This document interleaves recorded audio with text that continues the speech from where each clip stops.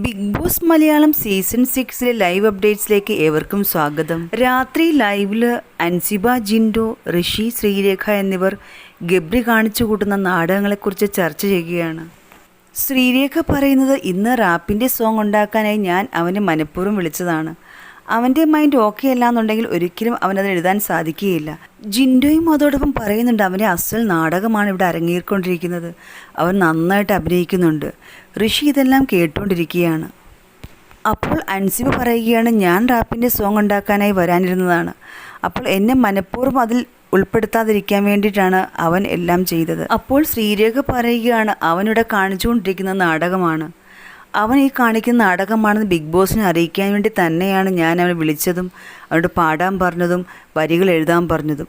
Mind okay അല്ലാത്ത ഒരാൾക്ക് ഒരിക്കലും എഴുതാൻ സാധിക്കില്ല. അത് ബിഗ് ബോസും അറിഞ്ഞോട്ടെ എന്ന് കരുതി തന്നെയാണ് ഞാൻ ചെയ്തത്.